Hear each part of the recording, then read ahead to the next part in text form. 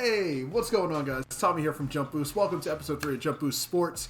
Here with me tonight, we have Danny, we have Pat. How you guys doing tonight? Doing well. Good. And I didn't mess up the audio. Ooh, improvements. I didn't mess up the audio. Until we take our first commercial break, I probably still won't mess up the audio. You know what? I have it set in like my little rundown sheet, my little rundown creator, that like when we come back from break, like as we're coming back, remind Tommy to unmute audio. It bees like that. It definitely bees like that. Pat and Danny are both low. It is as loud as I can make them, man. What do you mean it's low? I don't know what you mean it's low.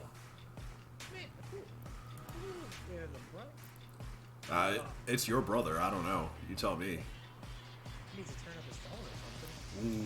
Ooh, called you out. Called you out, Rob. No, I don't know. I don't know what's going on, man. These things just happen. These things do happen. But anyway, guys, episode 3, we are live. I see Steve in the chat, Rob in the chat. What's going on, guys? So we have a couple post Super Bowl things to talk about. First and foremost, hate to bring it up, but that's a real thing right there. That's a real thing right there. Tom Brady becoming the first player with 7 NFL championships. He has more rings than that. Absolutely, like it's wild to me. What? On the caveat. And 6 of them were with New England. So. But here's the thing. To get the 7th by himself. Though. Here's the thing. All of New England's rings, are with Brady, and then Brady has one more. I'm so sorry, guys. I don't believe you, Rob. I don't believe you. I don't believe you that both audios are low. I got this thing as loud as it can be. I think you're just trying to be nice. Whatever. What? You know what? These things happen. I don't know what's happening, but we'll find out. We'll find out on the recording because both Pat and Danny are low. So that's not even me. Ooh. Shouldn't it be me? Oh. My stuff's up is all the way it can go. I don't understand how. My microphone's like literally right in front of my face. And my microphone is right here. You guys understand? You still have settings you can mess with, yeah. Oh, My audio's crispy. That makes me feel. Oh, bless. Bless. But yes.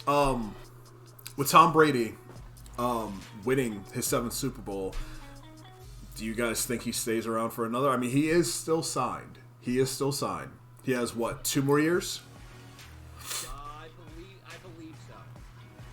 Brady is gonna stay another year, but also speaking of Tom Brady, 1 more. Okay.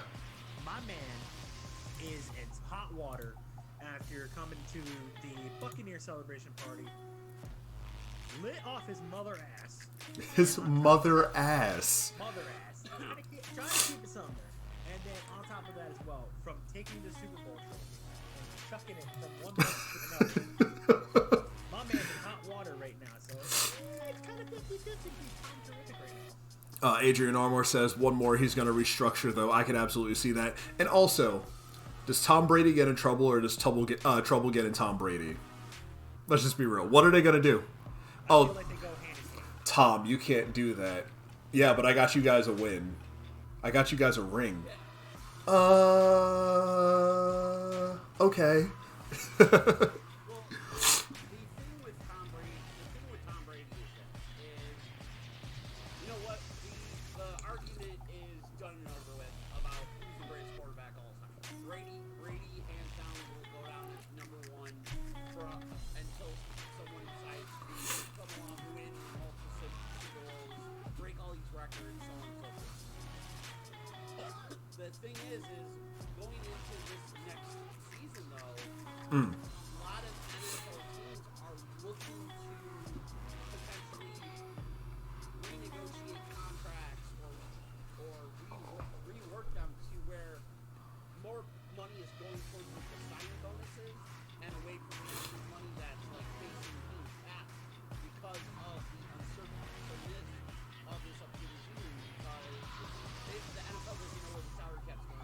Which is understandable. Armor says he already put out he wants to restructure to get 2 more years out of him. Mike Evans said he will take a pay cut to keep him around too. It'll be reverse New England, where players take the cut so Brady can get paid and stay. I absolutely agree. Honestly, Tom Brady is, what, 43? 43 now? Yeah. He, at this point, if I'm correct, he's... the level that he's playing at, can't hear Pat at all. I don't know if he can hear me or not because I just kind of like tuned in for a hot second, and yeah, the only person I can hear is Hey Pat, you're muted. That's why, bud. No, I muted my microphone to try to check something. and that's what I'm doing right now too. Man, why is it that this is the time? Danny is muffled. Not sure why.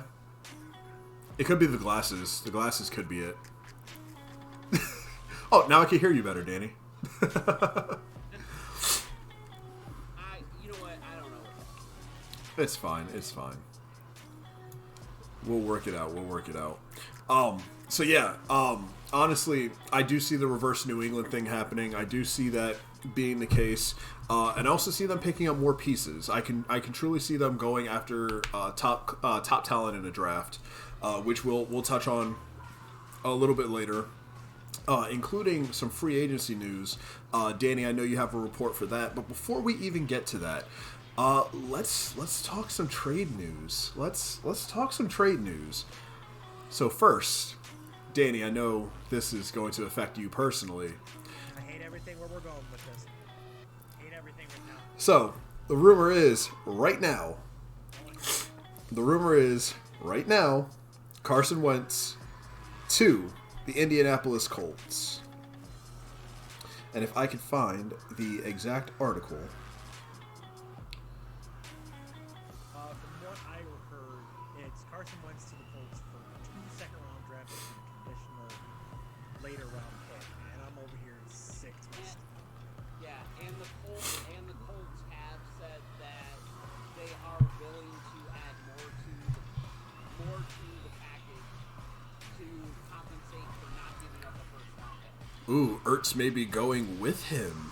Interesting. Okay, if we get Zach Ertz, then we have him and Jack Doyle.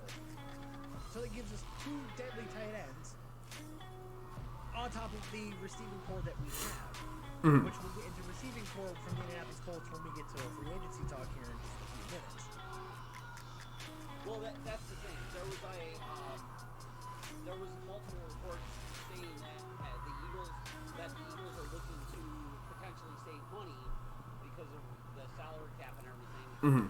But they're not sold on keeping Zach Ertz as well, and Zach Ertz is kind of being dangled as a extra piece. Take Carson Wentz out of Philadelphia. Armor says in the chat, it takes both of them to be a Kelsey. But hey. Look,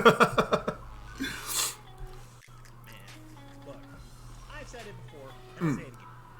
I don't want Wentz in Indianapolis. This would be the second worst decision that Indianapolis has done. The first one being that horrible 4th down call early in the Buffalo playoff game when you should have kicked the field. But, whoa, let's go for it. You do have a very valid point. The thing with the Colts and Carson Wentz and that is the familiarity with Frank Reich. Frank Reich was the offensive coordinator / QB coach in Philadelphia at one point, and got that relationship with Wentz. And the thing is the Colts are the best built team for Wentz to have a chance to refocus his career, rebuild his career. As Armor just said in the chat, to go along with what you're saying, they are a piece away, and sadly, that piece is a quarterback. Look, I will take a quarterback in the draft. Yeah. Take a rookie. I will do that. I would rather take 3 losing seasons with a rookie quarterback than Carson Wentz. Pat, as you were saying. Well, the Colts are kind of in a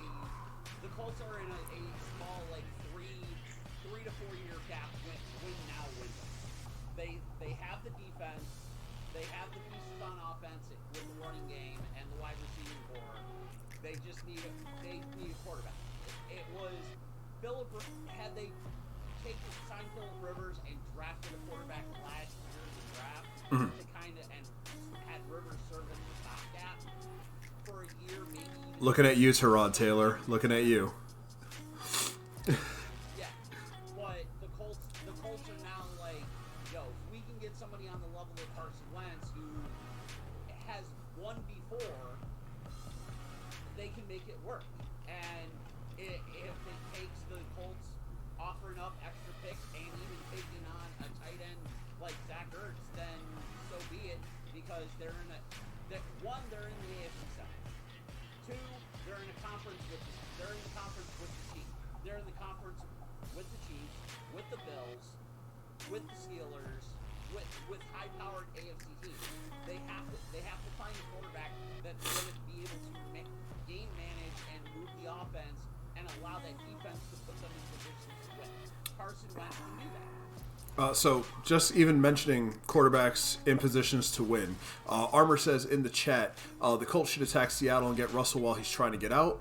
And to cover up on that, there is actually a rumor going on right now of 4 teams, a 4-team trade. Now, this is a fake trade, but it is Nick Wright of Fox Sports prefacing this, saying that it would be the New York Jets receiving Russell Wilson, the San Francisco 49ers receiving Deshaun Watson, the Houston Texans would receive Sam Darnold, 3 first-round picks, a second-round pick, and the Seattle Seahawks would receive Jimmy Garoppolo, Nick Bosa, and 2 first-round picks.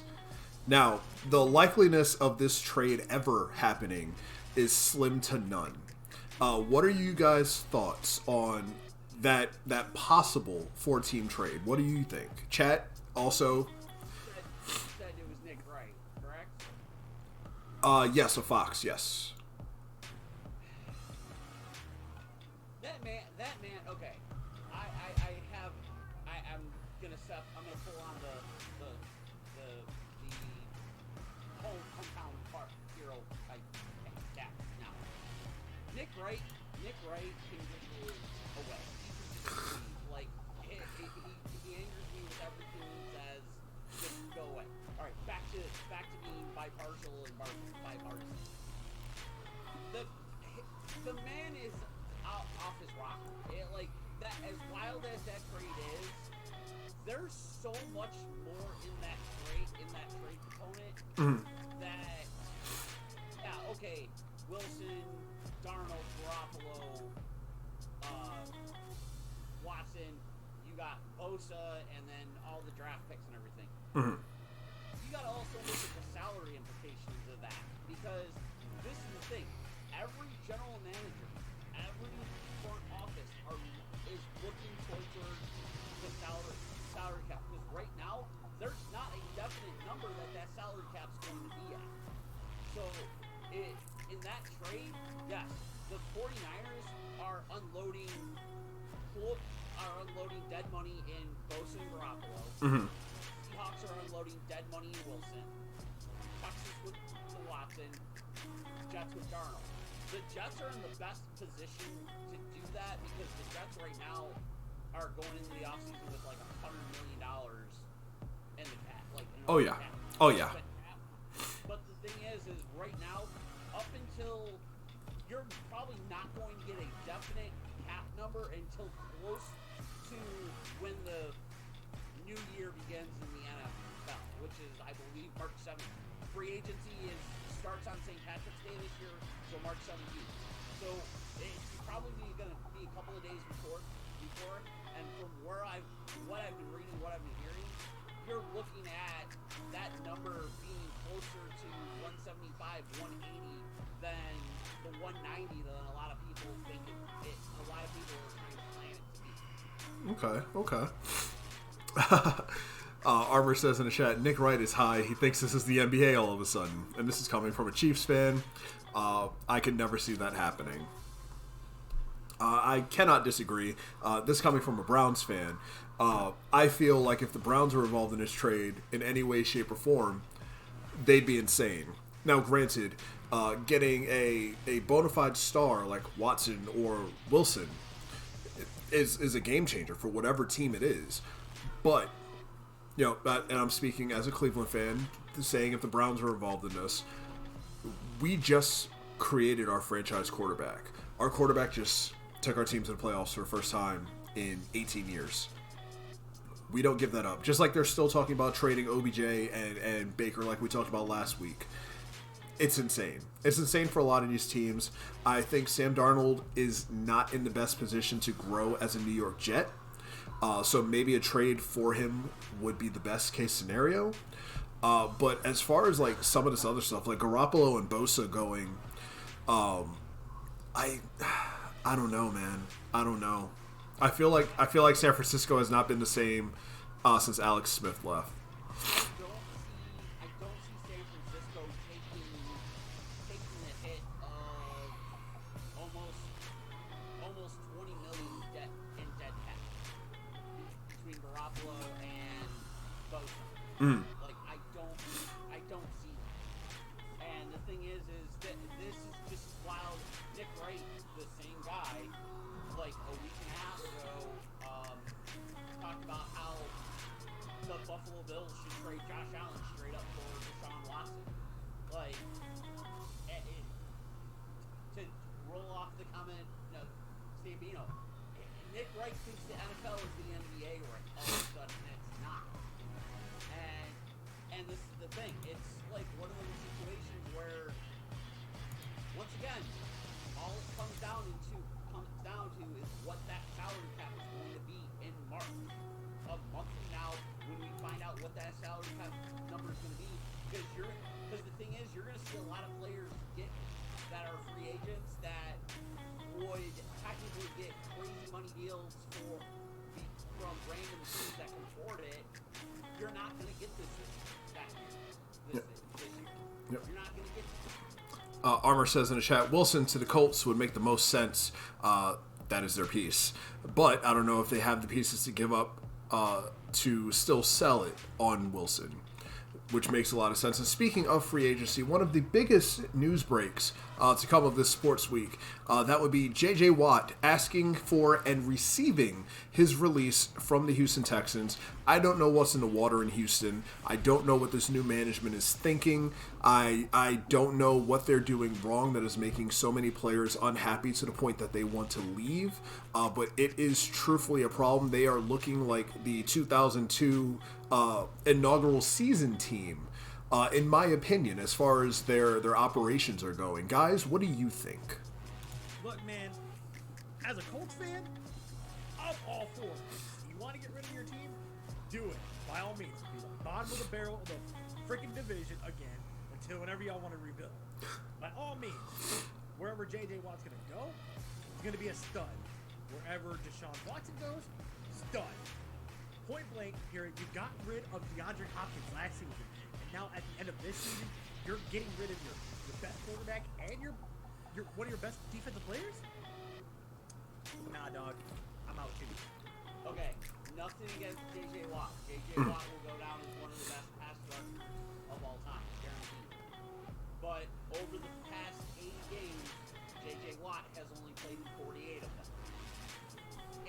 In that same 48 game span, J.J. Watt only has, I believe like in the last year and a half of play, which is like 14 games, he only has 9 sacks.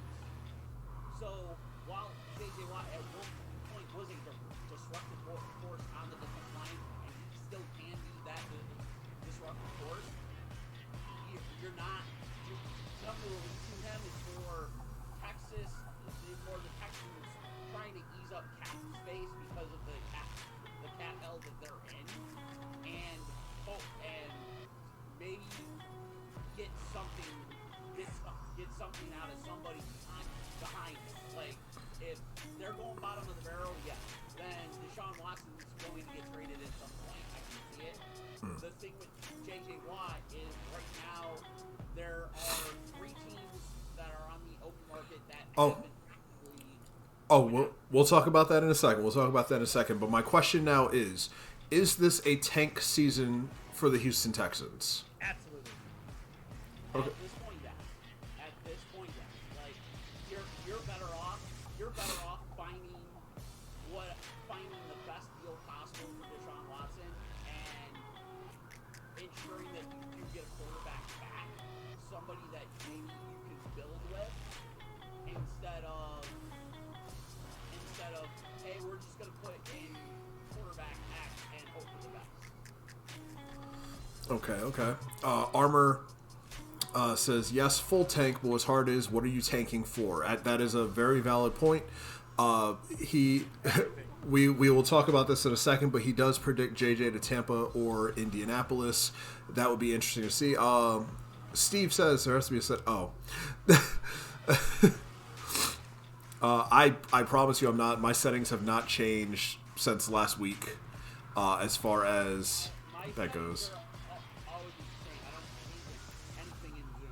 I haven't touched anything since the first podcast, and I'll be honest with you, the only thing I did today was I moved myself.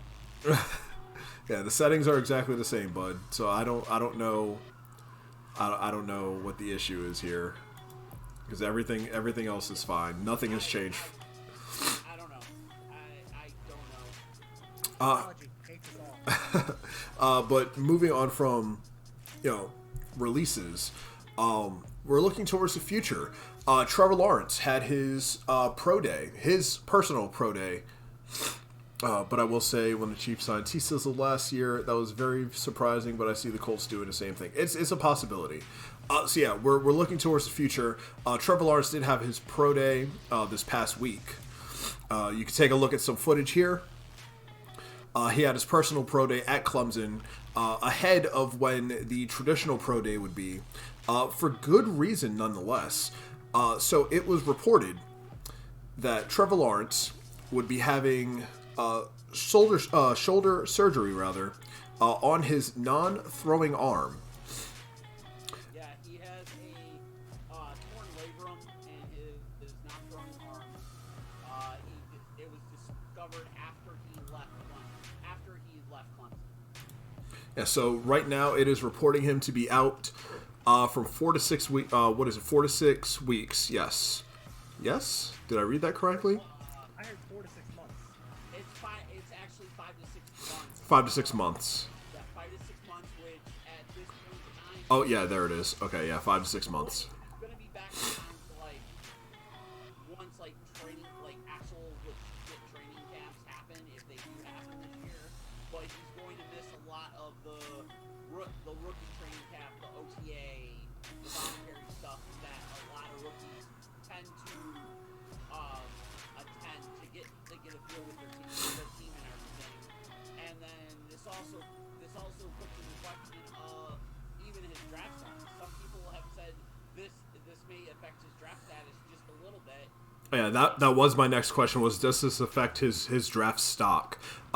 Because yes, it was Ian Rappaport from NFL Network that announced that his surgery would take place in Los Angeles on Tuesday and require a 5 to 6 month recovery period. I don't know where I got weeks from.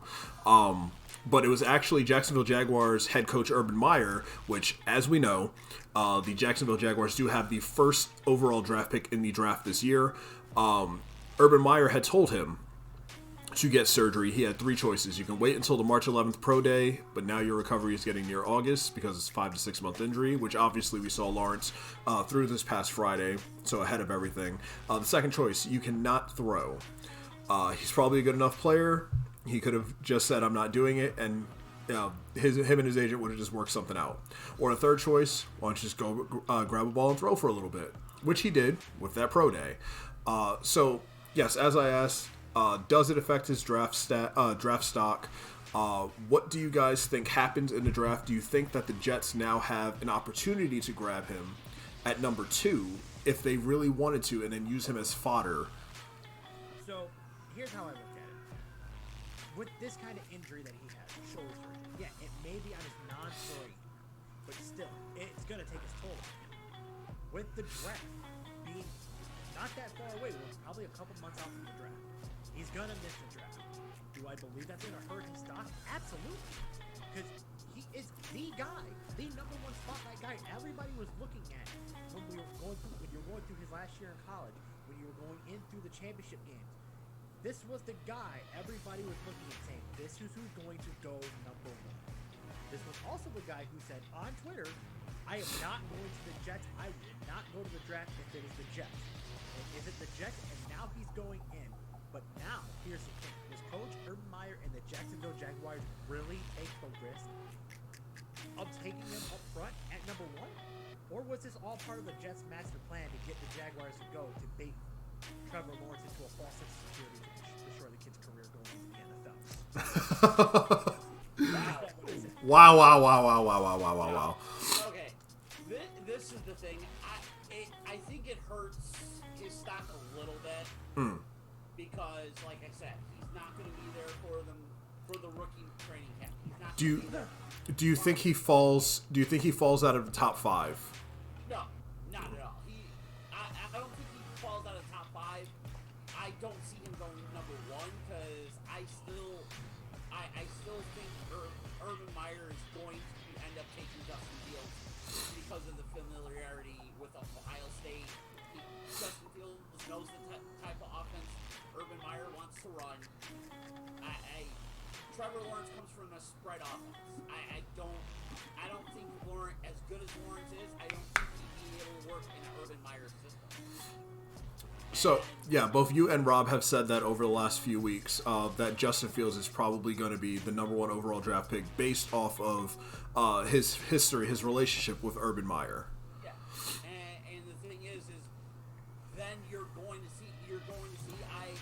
I think that the Jets are going to hang on to that number 2, and if Justin Fields does go number 1, then Trevor Lawrence, that number 2 pick, it's going to get traded on a draft day trade, similar to what we saw with Eli Manning and Phillip Rivers, and you're going to see the Jets trade Darnold and that pick away, or Darnold's going to be traded away sooner. Honestly, I think he's going to be traded away sooner. The Jets are going to hang on to that pick, and they're going to end up with the quarterback that they want. Whether it's Jimmy Garoppolo, whether it's a Russell Wilson, whether it's somebody else, because they've also said with Deshaun Watson, the likeliness of Watson going to the Jets is very unlikely because he has no interest. Understandable. Watson has said that if anything, he'd rather end up in San Francisco or Denver. It's a very big possibility. Armour says he's going to have to come right out of recovery firing, and I absolutely agree with that. So it just crossed my mind. Do you guys know what today is in NBA history? No. Today, February 14th, 1990. Do you know who number 12 for the Chicago Bulls was? Oh, no. Number 12 for the Chicago Bulls on February 14th, 1990 was none other than Michael Jeffrey Jordan. Yeah. So, as history tells us, the number 23 jersey, Michael Jordan's, jersey number, his traditional jersey number, the only time he's ever worn a number outside of 23 was when he came back and wore 45 for a bit, and then during the Olympics where he wore number 9. Somebody stole the number 23 jersey out of his locker. To this day, that jersey has not been found. So, for this game, he wore an unmarked Chicago Bulls jersey laying around that was number 12. Not only did he get revenge for people making fun of him for not having his jersey, the Chicago Bulls won that game 135-129 over the Orlando Magic, and Michael Jordan scored 49 points. That is historic. And speaking of historic, NFL free agency is coming up. Danny, we have such a huge class of free agents coming in this year. I truthfully believe a lot of them are going to re-sign with their current teams. I truthfully believe that we are going to see a lot of faces moving. For example, J.J. Watt, number one big mover in my opinion. what do you guys think of the draft class? Of the free agency class, Danny. If you want to give us a breakdown of who will be available. Yes, we're gonna start with the positions that everybody's looking at right now. Quarterbacks. We have quarterback Dak Prescott from the Dallas Cowboys is going to be a free agent. Jameis Winston from the New Orleans Saints is also going to be a free agent, which I think New Orleans is going to bring him back because Drew Brees said, and I quote, "This is your team now." Was that just a false advocating thing, or is it actually going to be true? We'll see in the coming weeks. Fitzmagic is no longer going to be in Miami. A quarterback team that I really think Fitzpatrick will have fun with. If it happens, send him to Dallas. Really? I think Fitzpatrick would fit fine in Dallas. This one, I know Rob, if he's watching or not. Mitchell Trubisky. Oh, he's probably super happy about that. He's never has to deal with Trubisky again. This is coming from Pro Football Focus. Okay. I have a love-hate relationship with that. Nonetheless, they have a ranking the top 150 free agents and everything. I'm gonna go down the top 10. Dak Prescott, as Danny mentioned, is number 1 on their list. Their prediction is a 4-year, $158 million deal with the Cowboys. Okay. Wide receiver Chris Godwin follows up number 2. Their prediction is the Buccaneers franchise tag Godwin before exploring for a deal. Allen Robinson, formerly the wide receiver for the Bears, they predict him going to the Dolphins. Good old A-Rob. Kenny Galladay is free agent. The Detroit Lions are their prediction is they franchise tag him. Left tackle Trent Williams from the San Francisco 49ers gets re-signed with the Niners. Justin Simmons from the Broncos re-signed with the Broncos. Anthony Harris, who's a free agent coming from Minnesota, ends up in Washington. Washington, really? Yes. Levante David, who's a free agent, gets re-signed with the Buccaneers. Brandon Scherff re-signs with Washington, and then Hunter Henry re-signs with the Chargers as well. They see some notables on the list. Wilson Fuller, formerly of the Texans. They see him signing a 5-year, $87.5 million deal with the Green Bay Packers. Okay. They see Marcus Williams, who is the safety from the New Orleans Saints. They see him going to Jacksonville. I can see that. Another name that Danny mentioned, Ryan Fitzpatrick. They predict Fitzpatrick signs a 1-year deal with New England. Okay. Yeah. Magic, Bill Belichick? Yeah. They predict that. He has played for every team in the AFC East, so I mean, Yeah. He's true. these things do happen. Yeah. One of another notable name, Juju Smith-Schuster, they predict him to be signed with the New York Jets for 4 years, $68 million deal on that. See if there's any other notable names. Pause. I'm gonna chime in on this one. I'm gonna get my Stephen A. Smiths on here real quick. Oh God. Oh Jesus. First off, anybody who is getting Hold looked on. at by the Jets, don't take the offer if you want to play career suicide. The team that I've seen that's got news coming in on Juju is the Las Vegas Raiders. I have seen that. Another name that Danny mentioned, James Winston. They predict that the Colts sign him with a 1-year deal. Jameis Winston? Really? Yep. Jonnu Smith, the tight end from the Tennessee Titans, who's a big name, is they're predicting him to sign with the Jaguars. And then wrapping up, I'm going to finish up with the top at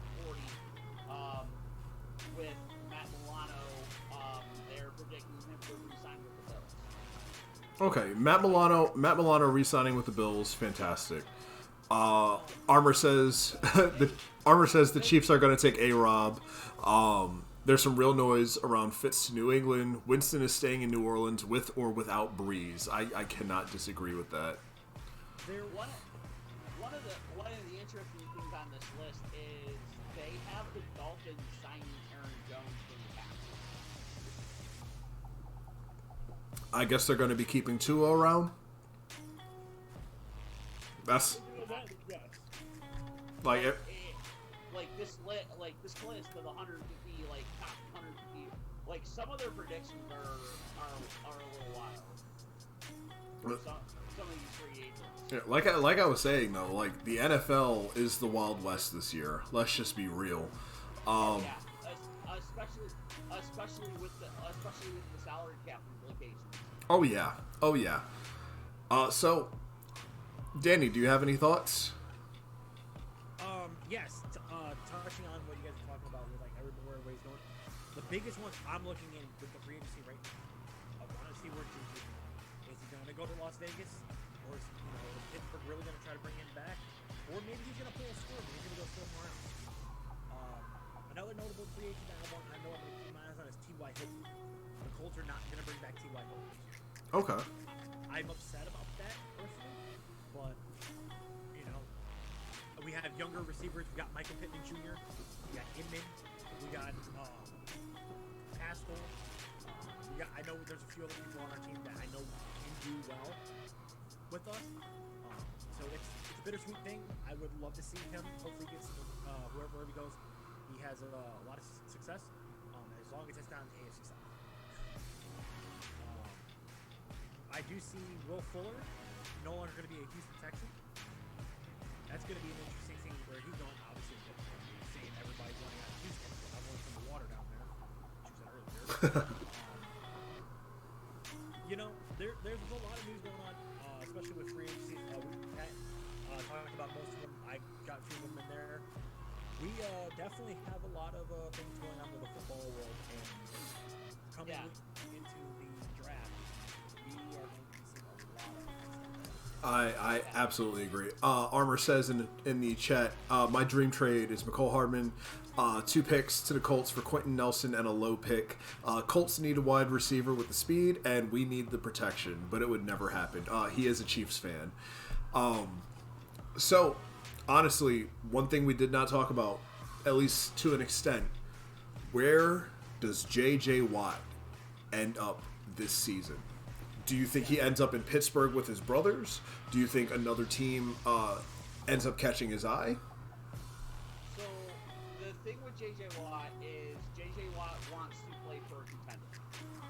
He wants to be on a contender. Well, the Pittsburgh Steelers, I hate to say it, but the Pittsburgh Steelers are absolutely a contender. Well, the thing is there's multiple reports have 3 teams at the top of his list that have the best chance of signing him. Okay. The Pittsburgh Steelers are one. I can't remember who the second was, and then third was the Buffalo Bills. But there's no way he plays for Buffalo. No way he plays for Buffalo. I've actually, from Pat saying there's 3 teams, actually 5. There is Buffalo. Buffalo is one of them. Yeah. Pittsburgh, to be with the family. This one threw me one. Las Vegas. I can see that. Him staying out west, I can see that. Cleveland. I would lose my absolute god shit. New England. I don't think New England's a contender anymore. I don't. Those are the 5 teams that have piqued interest in J.J. Watt when he announced that his free agency was. Yeah. Right now. Oh, that's right. The second team was the Packers. That's right. So 6. Okay, cool. So Steelers, Packers, Bills as the top 3 teams with the best percentage in signing them. The Steelers being because both of his brothers are there. Exactly. And Armor does say Tampa, Colts, or Baltimore. Yeah. The primary thing comes down to J.J. Watt literally wanting to play for a contender. He wants a chance at a championship. That's what it is, and it's going to come down to what team gives him that best opportunity. To be completely honest. And I wholeheartedly agree. But can you imagine both Watt brothers on a defensive line? Can you imagine that? And they're both on the left side. Well, obviously, one of them would move right, obviously. You would have to cover them all the time. Yeah, I know. I hate myself. JJ would play the left defensive end spot with TJ playing the left outside linebacker spot in that 3-4 defense. Mm. The Steelers story is cool and all. Also depends on what they do with Bud. I agree. Armour was right with there. What are they going to do with Bud Dupree? I mean, Bud Dupree was having a very good season before he got hurt. this is true. This is very true. But I feel like with all things, they can easily make adjustments. I feel like if JJ really wanted to play and they were dead set on keeping Bud Dupree there, JJ would move. You know? JJ would move. It's you're still on the same line, you're just in a different position. Like, you know, you're just at a different angle. And the thing with the Bills is they have so much money wrapped up in the defensive line. If they want to make a run for J.J. Watt, you'd end up having to let go of Quentin Jefferson. You'd end up having to let go of Mario Addison. You'd have to end up letting go of Vernon Butler. Because those are the three guys that have been reported as the potential salary cap eligible for the Bills. Because right now the Bills are, I believe, about $10 million over the 175 projected cap. Armour says you can always just have him in rotation, give him a clutch incentive deal, keeps him more healthy throughout the season. That's a possibility. I just don't know if that's where a lot of people believe that Buffalo would be best for him because of the way McDermott runs the defensive line. He has the defensive line rotate in and out a lot, so it would keep J.J. Watt fresh if you have him play similar to what we talked about last week, and where with Aaron Donald playing first and third down, not being on their second down. You can see it. J.J. Watt could have that similar situation in Buffalo, where he plays first and third, and doesn't play a second. I can see that. I can definitely see that. So going from the NFL, guys, the fan-controlled football league. The fan-controlled football league. Let's go. Guys, the fan-controlled football league. I'm a fan of it. They had their first games yesterday. And here you see Johnny Money Manziel running for his life here on the first drive. Damn near took it all the way. Yeah. Like, it blows my mind. This is basically Arena Football 2, if you will. Same kind of thing. There's no field goals, though. So it's wild to me. Do you think that the Fan Control Football League is something that's going to stay around a while like Arena Football did? And for those of you who aren't familiar with the Fan Control Football League, it was originally started in 2017 by Franchise. It was originally called Project Franchise.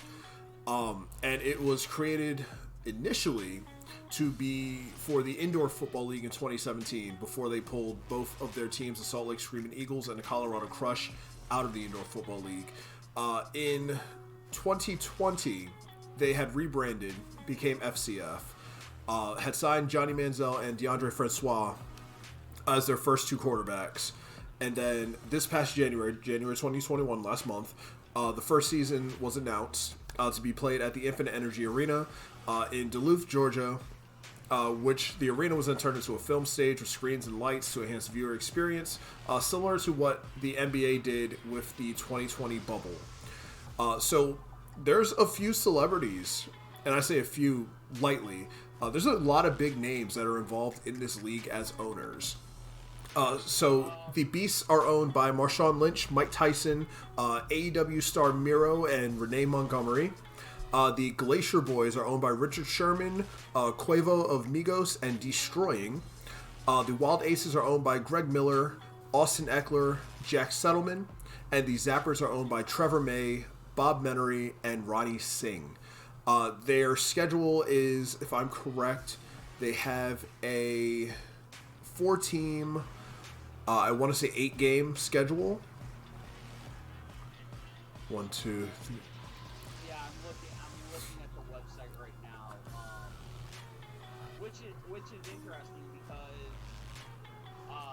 if you're somebody that has like a bit of extra money laying around, you literally can invest in one of the 4 teams and become like a partial owner. Yes, the clip is still playing. I'm showing highlights, man. Showing highlights. We're talking about the Fan Control Football League, man. Get with the program, man. So the interesting thing with this is the plays are called by the fans. Like, that's what it is. It's real fantasy football. Yeah, it's real fantasy football, and from the website, like, you can go in and join and be part of the fans that call plays on the field, and a lot of the plays have that, like, arena football, NFL blitz type feel to it. Absolutely. And so one of the things that I did notice about this league is that the roster changes every week. Like, fans are literally drafting the rosters every week. Every team has, I believe, one franchise player, Yep. and then the rest of the league is just drafted from week to week. That's wild to me. Yeah, it's Try that, Roger Goodell. this. Wait, I'm gonna get charged for that. I gotta watch out. No, this is the Funny, thing. no. The NFL is such a monopoly at this point that there's really no alternatives outside of, especially once you get past college football. Absolutely. Like, we had the CFL. Oh, we have the CFL. We had the AAF, which failed, didn't even complete its season. We had the rebirth of the XFL, which shut down due to COVID before getting sold to Dwayne "The Rock" Johnson, and that's awaiting a restart. Like, it's weird. Arena football is no longer existent. Yeah, the league went on, like, closed shop a few years ago.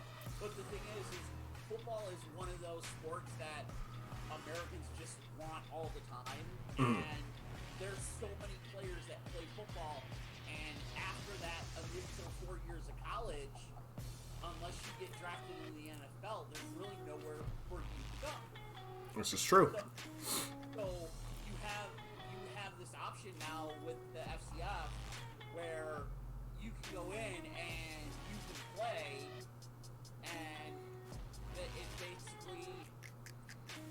basically to where the fans of the league get to decide what's happening on, and then if you're a former college player who didn't get drafted in the NFL, was like one of them undrafted free agents who may have got cut or put on a practice squad or didn't make a roster, now you can go play, and the thing is you have an option to play football and make something of it to where you can maybe potentially build yourself back up to where you can get another shot at the NFL, because we saw with the XFL, and the same thing with the AAF, is guys got shots again to be in the NFL. Absolutely. And even the original XFL, Tommy Maddox is a perfect example. The only XFL player in history to also win a Super Bowl.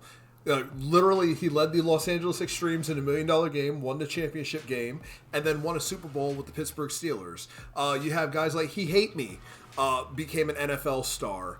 Johnny Manziel played for the Cleveland Browns. He was originally drafted by the Cleveland Browns. Failed out of that miserably. Got a chance in the CFL. Failed at that miserably. Played 2 games for the AAF. Failed at that miserably. And now he's a star here for the Fan Control Football League. So there's always a way back. It's just a matter of your performance, your attitude, and stuff like that. So, Pat, you mentioned it earlier. Dan, I'm asking you as well. Do you think Fan Controlled Football League is a true opportunity for players looking to get back into the NFL or into the NFL for the first time to do it that way? Do you think it is truly that opportunity that players are missing? I will say this, with the fan controlled football league. You got it. Terminology, however they got like NFL, whatever. I believe it's after listening to us prattle along about it and then seeing the quick clip of it. It's an interesting concept. I think it has potential, as long as we don't get those kind of those people, the toxic ones, to get in there and just ruin it like everything else. I think we have something like a funnier alternative. Not only if it can get broadcast, I don't know if it's broadcast. It is broadcast on Twitch. They play 2 games weekly is what they said they were going to do. The first 2 games took place yesterday, February 13th, where the Wild Aces defeated the Glacier Boys 30-22, and the Beasts defeated the Zappers 48-44. Both those games were an hour apart, both broadcast on Twitch, which, if I'm correct, their Twitch channel is twitch.tv/FCF or Fan Control Football. It's one of the 2. I will definitely be giving them a follow, especially for work reasons. If I'm at work, I gotta have something to watch. I do nothing Olympics, so sports is back, and I need something more. This looks like something that I could, send a little tweet from the phone. Yeah. And, make my play happen. It reminds me a lot of arena football, and I think that's what draws me to it. It's that same feel. You have the 50-yard field. The main difference is there's no field goals. There's no field goals. You can't use like arena football. In arena football, you could use the net for a return. There's no safety net here. You have to go for 2. It's the only way you earn your extra point. And you take the football. There's no snap. You literally take the football off a stool, and it's one-on-one coverage. So it's a defender and a receiver, and you have to complete the pass. That's it. That's how you get your extra points. Oh, brother, I'd love to have you, man. Maybe next Sunday if you're available. We do a podcast at noon. This is a special primetime episode because of work-related stuff. But I mean, we could look it up. We could hook it up. I wonder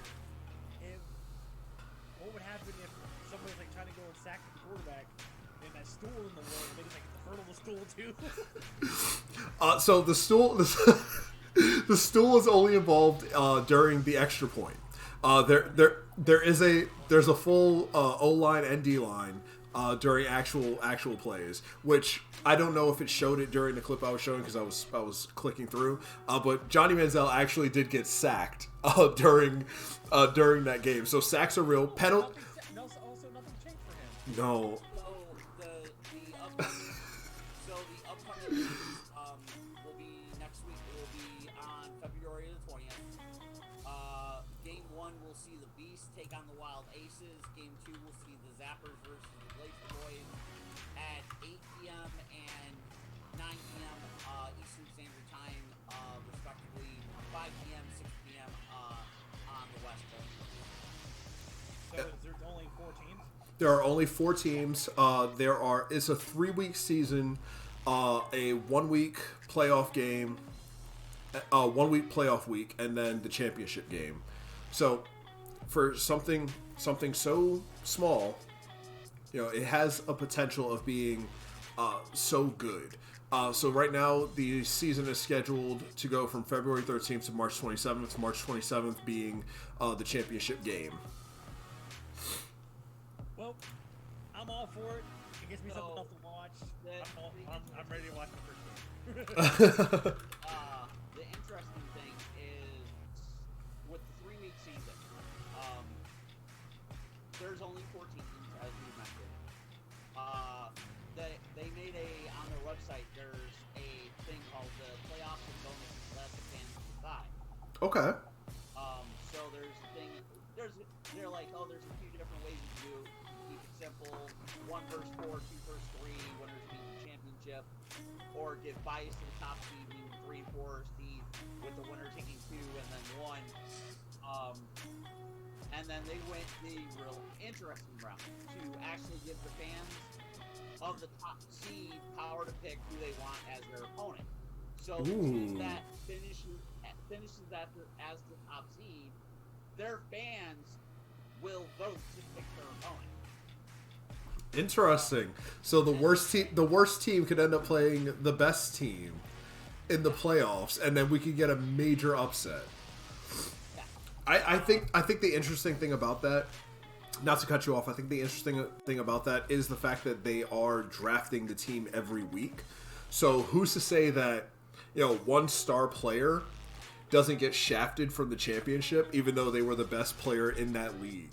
Like, isn't that wild to think about? Like, if it's not a franchise tag player, you're not guaranteed to be playing every week. Like, let's just be real. And there's also the added bonus of giving a bonus to the number 1 seed. The people that are in charge of the league and talk about giving the top team the ball in both halves of their playoff game, or make it a little bit more interesting by giving fans an extra power to utilize during the game. Could be an extra timeout, maybe a fifth down. Is the ultimate mystery back option. This is fantasy football to the most extreme level. They also say, like, and this comes from a letter from Ray Austin, who's the co-founder and commissioner of the league. Okay. He's like, maybe we let the fans be a little diabolical and steal a keeper. We've talked about fans having the opportunity to keep a player week to week in the league, ensuring they have someone to complement their franchise tag player. What if you could steal another team's keeper, leaving that team with a practice squad guy to fill the void? Ooh. Ooh. Like, no, imagine Johnny Manziel as your franchise guy. He's got the key player wide receiver, and then you steal the key player wide receiver from the other team. Man, like it's wild. I'm very interested to see what the FCF continues to do. Honestly, from what I've seen, what I've read, what we just saw, it has potential to be something exciting, something different. Because obviously, Super Bowl's over. Everybody's like, oh, we need spring sports. It's always a spring league that pops up. Like I said, the AAF, the XFL, arena football. This is something new. This is something completely different, and I think I really think it has the potential to be something special. I don't know how long it stays around for. I'm going to be completely honest. This is kind of one of those niche products because it's not true football. I think we can agree on it. It's not true football, but it is still football. It does, and I think that's what might keep it around a bit.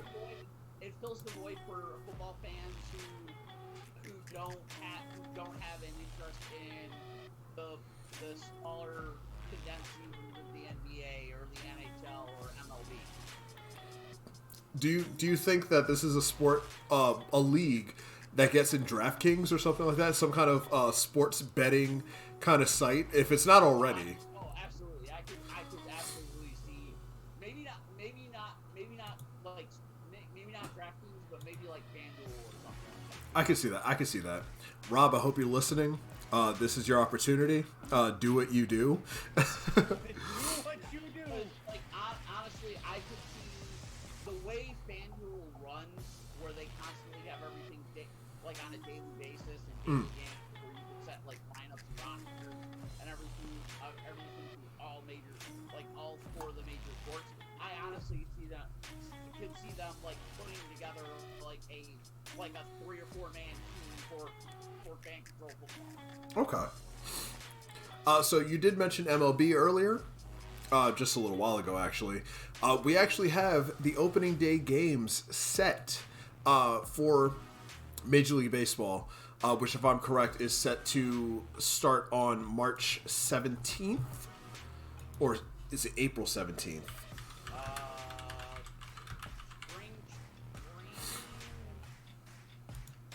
Starts beginning of March, I think, and then not sure.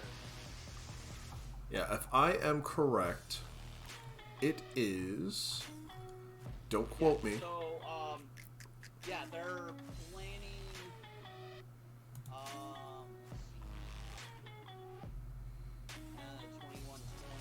2021 regular. Yeah. Thursday, April 1st. April 1st. Okay. So it's even earlier than I thought. Yeah. Major League Baseball announced on Thursday. Oh, no, scratch that. Never mind. Oh, God. Thought you had it, Pat. Thought you had it, Pat. I thought I did. Wrong article. No, you are absolutely here fine. Here we go. Okay, so closing the door on they're not going to do the 154 schedule. Correct. Yep, we talked about that last week. Yep.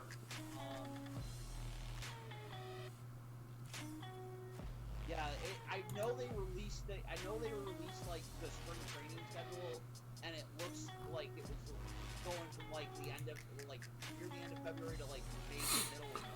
Okay, here we go. I found opening day. Yes, you are correct. It is April 1st. It is scheduled to go from April 1st to October 3rd, the entire season. The 91st All-Star Game is scheduled to be played at Truist Park in Atlanta, home of the Atlanta Braves.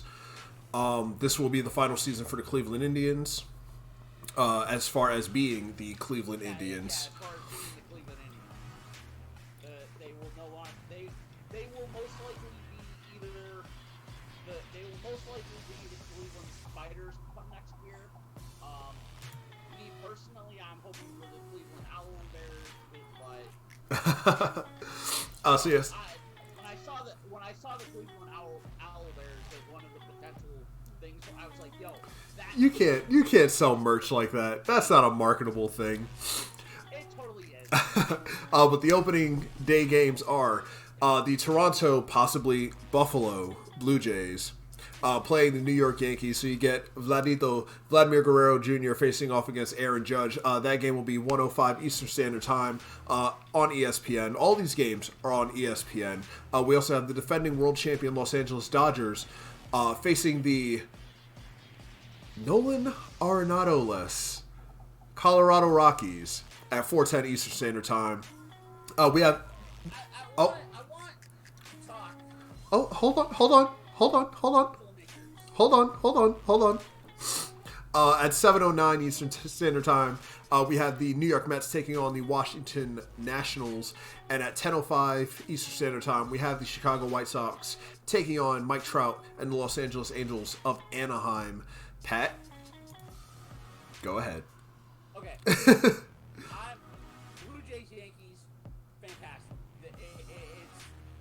It's the next big rivalry in the AL East, especially with the moves that the Blue Jays have made.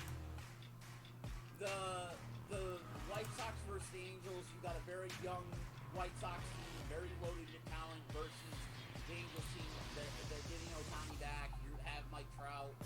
They're the team to beat in the West. Honestly, with the Mets and the Nationals, you can't go wrong with that. Francisco Lindor making his New York Mets debut. The Nationals having their team and everything. But ESPN, Major League Baseball, you have your defending World Series champions facing the team that was like, hey, we're going to trade our only really star marketable player away before the offseason, and then they get a game on ESPN. I'd rather see the Dodgers versus the Padres. At least that'll be a good game. You got Manny Machado there. Or hell, I would have rather seen the Cardinals versus the Rockies, or the Cardinals versus the Cubs. Like, damn. You got to think though. The schedule was made well in advance before any of these blockbuster trades were made. So they probably I almost said booked. They probably scheduled this game well before the Arenado trade. Oh, absolutely.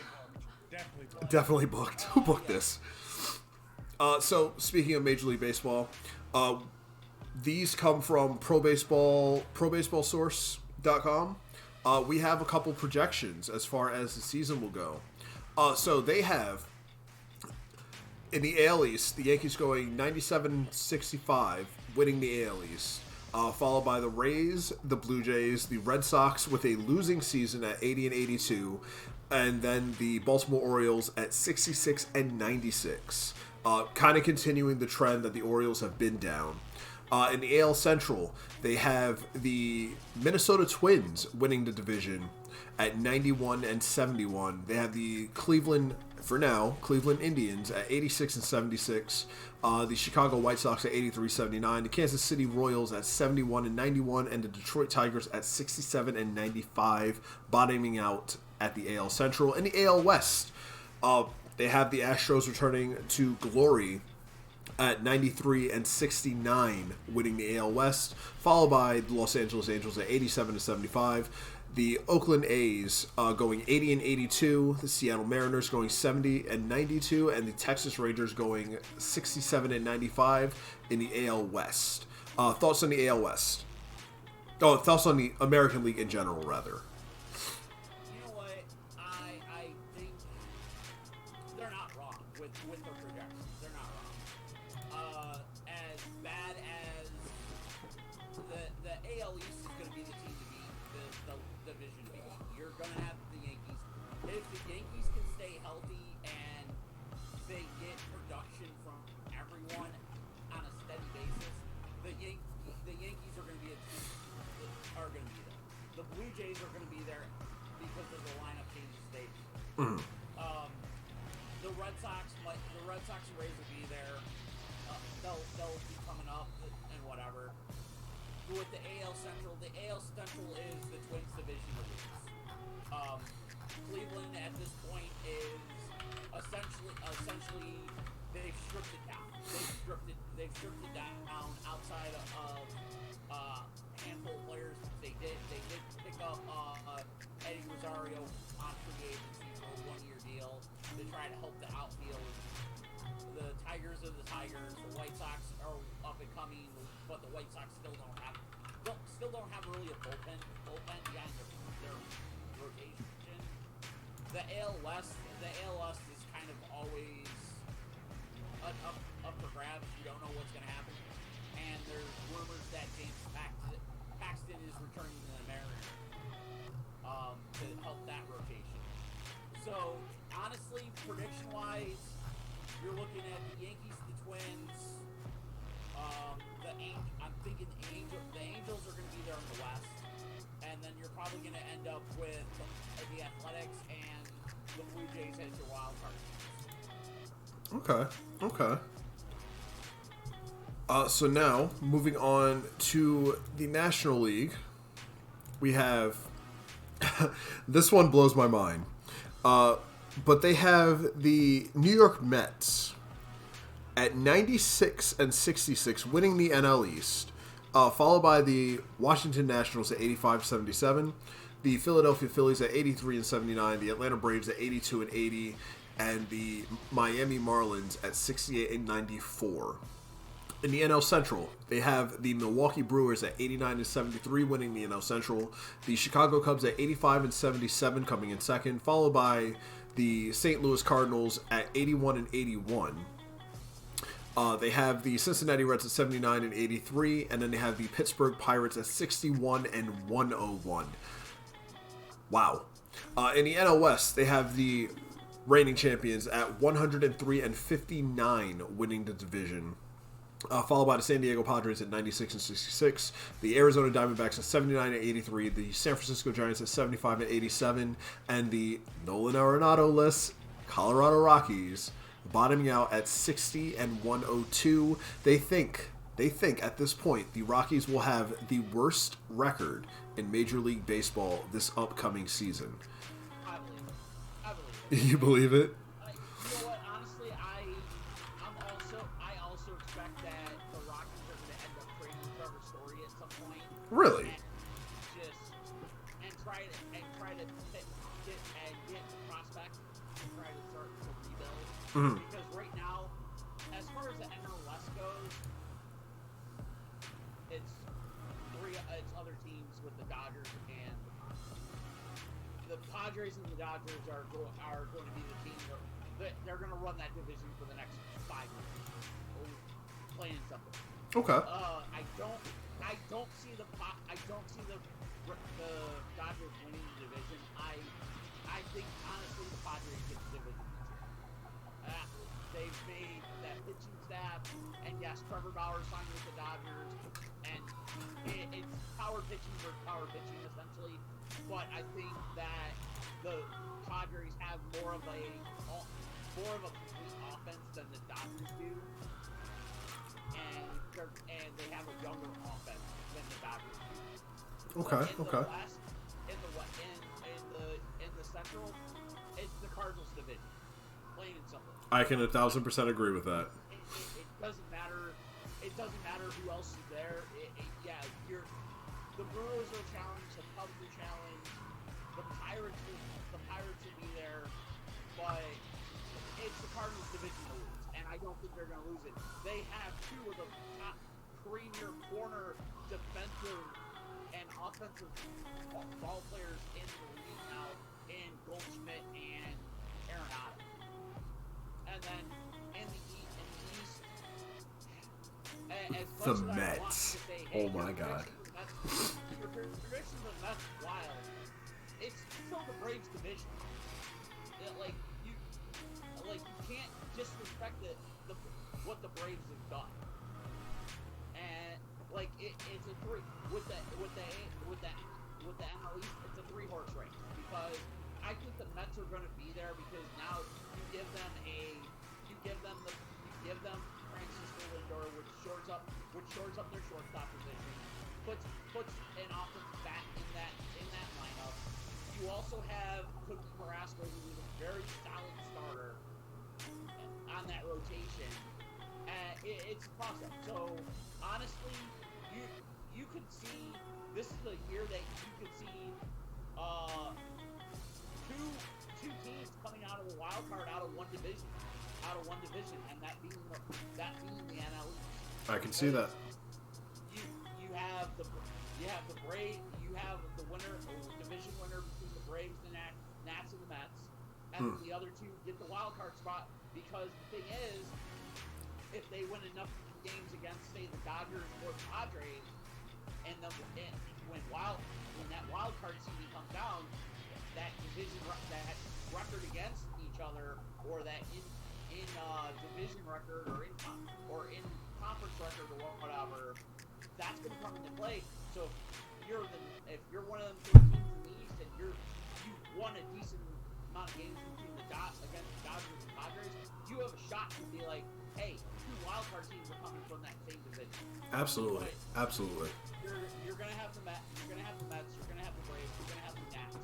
The Cardinals are going to be your lone team in the Central, and then you're going to have the Padres and Dodgers. One of those teams is going to be looking from the outside. Absolutely. What that is, we don't know. All right, so one last thing before we wrap up. Today was the 63rd running of the Daytona 500, which was live on Fox and streaming on Fubo TV with the 7-day free trial available. # no free ads. It was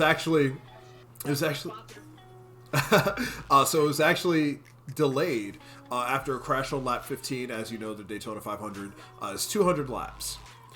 So drivers are actually being told to get back in their cars at 8:45. It is going to be resuming at 9 p.m. At least that is what they have targeted. So yeah, we will eventually have a winner of the Daytona 500 at some point between the next 2 days. 19.5 hours later. Left turn! They were 15 laps into stage 1 of the first 65. Number 10, Eric Amarola, got bumped from behind, kind of lost control, went right, and that led to a giant crash, which included 21 different cars. cars were... Yikes. It was a massive rock, and it was only 15 laps in, and then shortly after, minutes after that, a rainstorm moved into the Daytona, Florida area with lightning, and the NASCAR officials waved the red flag, delayed the race, and they were up until about 2 hours ago, before we started, I had flipped it on. They just started working to dry the track, so to speak. So, I guess generally now that if they've been starting that about 6:30, you're getting close to that spot where the 9 a.m. start time. So you might have a Daytona 500 finish at 1 a.m. in the morning. That's awful. That sounds absolutely awful. But all right, guys, any final thoughts on any of the topics that we've talked about tonight? Because we do talk wrestling at occasion on the show, and I've been sitting here with NXT Takeover to my left. Shout out to guys that all three of us know. MSK won the Dusty Rhodes Tag Team tournament. Very nice, very nice, very nice, very nice. Ah, that's awesome. Dude, I was so hyped over that Kevin Owens, man. Like that, I saw the finish, and it happened, and I was just over here, just big old smile, just geeked on my face. Man. I was so hyped. Yes. Also, Big shout outs to Des and Wentz. Big shout out. Also, on the wrestling aspect, if you are a wrestling fan, this is a very exciting time for wrestling fans because of not so much WWE, but what everyone else is doing. Yes, as I said, the forbidden door has been kicked in. Yeah, the forbidden door has been tweaked open just a little bit. Oh, I'd say more than a little bit, especially if you're talking about the news that I'm thinking about, with former New Japan heavyweight champion, IWGP heavyweight champion Kazuchika Okada talking about going back to Impact Wrestling, which if you don't know, he was a part of Impact for a while, Back in 2010, 2011. which New Japan stopped working with Impact for how they treated him, because as you saw when he came back to Japan, he was the Rainmaker, he was the man. But not only working with Impact Wrestling again, but now working with AEW, as we've seen New Japan star Kenta work with AEW as well. We've had a lot of different international tastes. We have FinJuice, Juice Robinson, David Finlay Jr. Coming over to Impact Wrestling. So it's a wild time. There's talks about the Good Brothers making their return to New Japan Pro Wrestling. Ooh, that'll be interesting, especially with how Thomas talked. Ooh, Dude, ooh, I'm ooh. over here like, From what I saw is the deal with New Japan and Impact Wrestling was being talked about before the deal with AEW happened. And the key negotiation with that is New Japan wanting to bring back Gallows and Anderson to New Japan Pro Wrestling at some point. That's what led to the and then as well as Don Callis and other people in the Impact management going over to Japan and apologizing For how the previous administration handled things. back in 2010, 2011 and the nonsense that happened then. So it was, They made him the Green Hornet sidekick. yeah, basically. They made the greatest Japanese wrestler of this generation the Green Hornet's sidekick. Yep. They made him Kato. I know. I remember. I was so pumped I was so hyped seeing him and then However, I will say, Impact did something right with Sonata, because they highlighted Sonata as the next big thing. I will say that. He was a multiple-time X Division champion.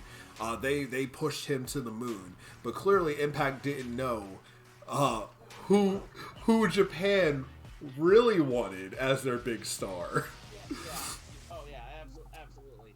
But no, it's if you're a wrestling fan and you're a wrestling fan, say outside of the little 8x8 box that a lot of wrestling fans are in, because all they do is watch WWE, that's all they focus on, that it's a very fun, exciting time for being a wrestling fan coming up. Absolutely, Look, man, absolutely. I'm gonna put it like this: if you are just the normal fan who watches your Monday and your Friday nights, you don't watch Wednesdays, you don't watch Tuesdays, you don't watch Thursday. Shout out to MLW, not sponsored, on YouTube, and you do not catch New Japan when you can. I just rhymed there. No copyrights. Japan can. I know. There's right there. Anyway, if you are just a normal fan, you need to do yourself a favor and start branching out, because this is where you're going to start seeing a lot of diversity. You're going to see a lot of cool things coming up, especially with 3 companies all working together, where talent is going to be evenly exchanged and getting proper airtime. Mm-hmm. Names that you don't even know about, names that you probably heard of, are going to be making way onto your television screen real soon. And you definitely need to take a part of this, because this is something that is going to evolve your mind on how you see professional wrestling. Absolutely, absolutely. Quick note is with the NHL, I know they removed like the barriers and everything to try to increase airflow. Correct. They're still having issues with COVID. There's a very it's rumored that the NHL officials are going to be meeting relatively soon to discuss the potential of creating straight bubbles. Good. Because the most recent Steven Stamkos down in Tampa Bay was added to the COVID-19 restricted list. So at this point, the changes haven't worked to how they wanted it.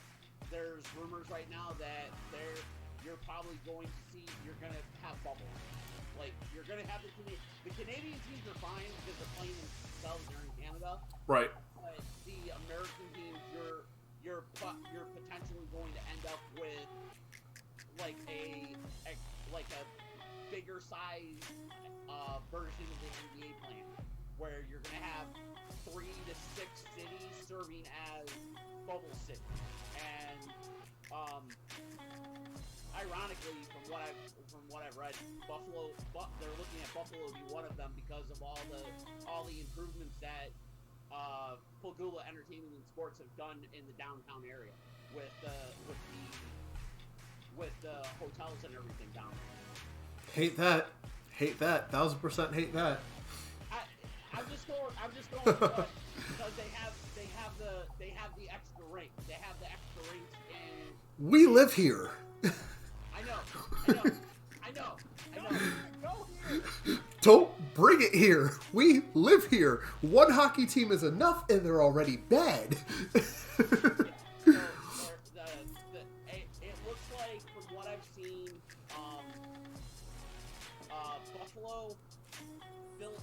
Buffalo, Philadelphia, and New York as the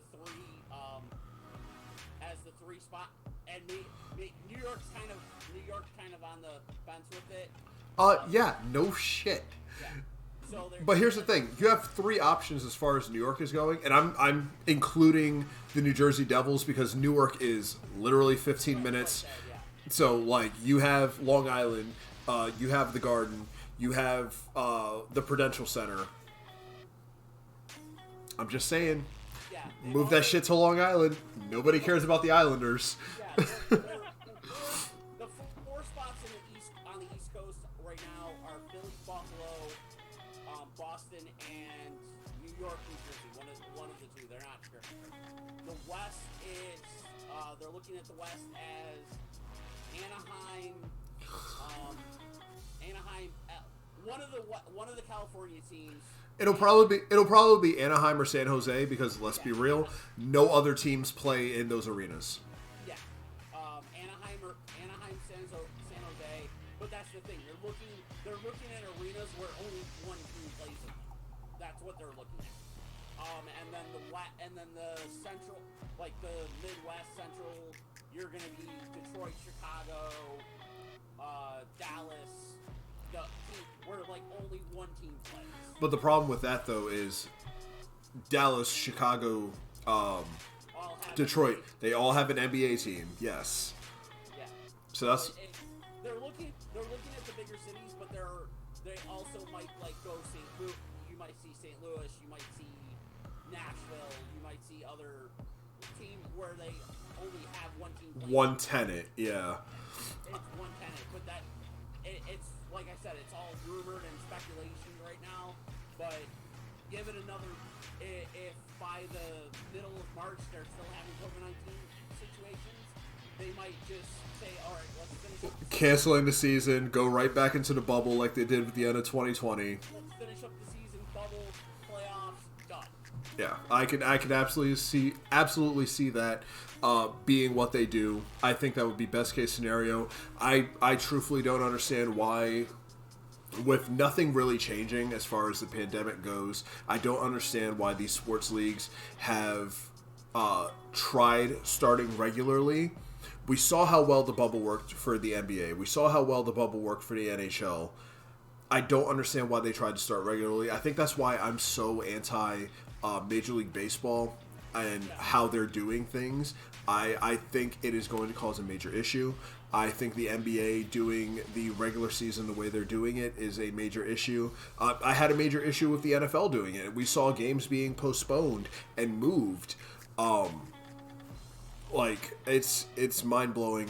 But that's just my opinion. That's my humble opinion as far as the current pandemic situation goes in sports.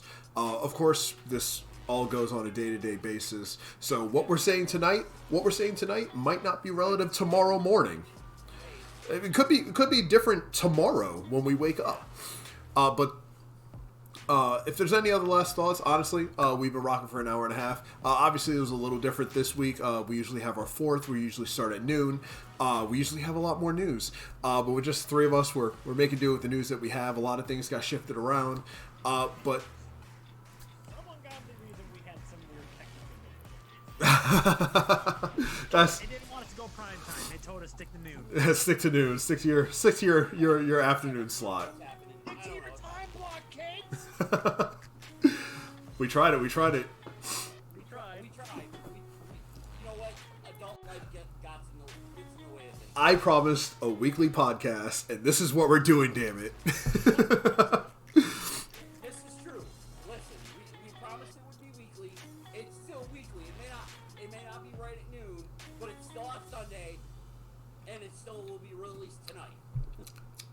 There you go. That's all that matters. So, guys, Danny, Pat, thank you so much for joining me this week. See you boys next week. Next week it will be regular time. Next week, I promise you, it will be regular time next week. It's already there. So, Yeah, dude.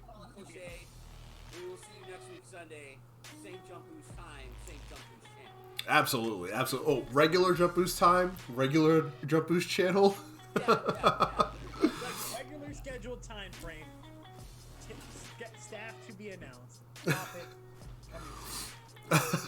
Yeah, there we go. That works. Sounds like a really bad Warner Brothers video. Are we gonna get recast?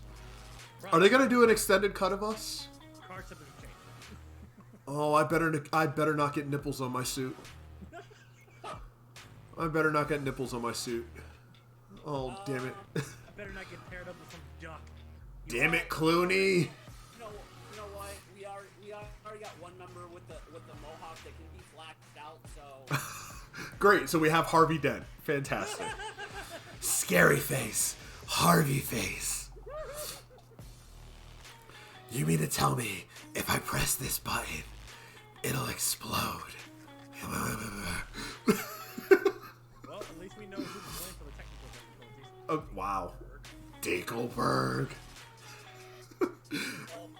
This is where I put my regular scheduled program, if I had it. But thank you guys so much for showing up. I am going to end the podcast here, boys. Drop your socials. Go ahead, tell them where the people can follow you. You can follow me over at Instagram at Daniel1244. Rebrand coming soon. Twitch at twitch.tv/shutupdan_TTV.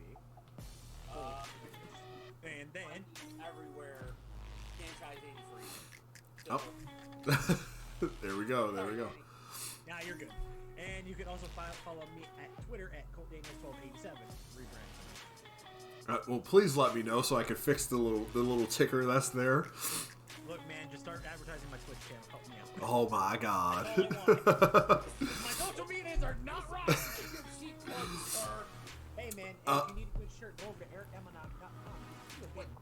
Hey, support the family. Family supports family. We're cheap plugs. We're just a bunch of cheap plugs tonight. Hey, I mean, that's fine. That's absolutely fine. I mean, it's not like you can sit there and tell somebody to go to JumpBoost.shop and pick up a brand new t-shirt. Yeah, nobody asked you, Patrick. Shut up, Danny. Also Damn available. it, Rob. All three of those shirts also available on JumpBoost.shop. You can follow me on Instagram, Twitter at JumpBoost Gaming. You can follow the JumpBoost Gaming page over at Facebook.com/JumpBoost Gaming. You can follow me here on Twitch on the channel you're watching right now at JumpBoost Gaming. Twitch.tv/JumpBoost Gaming. My name is Tommy. That's Pat. That's Danny. Hope you guys have had a lovely time. Hope you guys enjoy your Sunday, and we will see you next week. Until next time, Sarangayo.